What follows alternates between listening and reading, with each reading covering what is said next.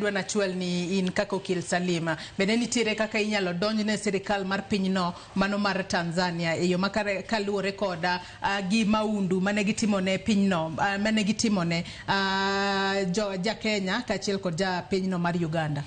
Nitiere okange modhuro ma joked ratiro Boniface kachiel gi nyawadgi Agatha nyalo kawo mondo mi giyud ratiro margi. Achiel ma anto gi kora aneno ni ok bi nyago lemo malach anya but magi nyalo chakogo en manyo ratichgi within the judicial system of Tanzania itself.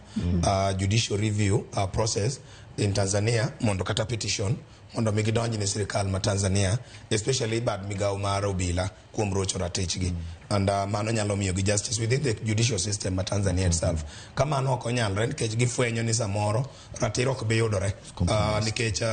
piny owacho ni wachno kendo piny owacho ma samoro nyochiwo chik mondo mi osandgi kata mondo timnegi mano then ginyalo choro ywak gi kata ngur margi e do mar East Africa mar ratiro, the East African Court of Justice. And should they realize kachino kakoro ywak ni East Africa ka bende chal mnaga gima ker gi winjore and koro ngato ka ngato dwaro mondo dog ni nyawadi na be chienga kochopo ibiro dokna ma ina kwadhe ni abe kwadhana biro chopo then ginyalo tero ngurgi court mar Africa ngima which is African Court of Human and People's Rights mondo migi ngur kuro against koro ke court no koro ka gidhi ngur against police ma Tanzania but against the state ma Tanzania ni piny owacho ma Tanzania uchiwo muya kata environment mondo miratiro margi orochi taito piny owacho ma Tanzania nogono otamore ka okang ni jogo menyoro choratichgi. They have all the way nyaka ICC kech moko kumik magiwacho gi na ratiro ma fall within ketho mag ICC.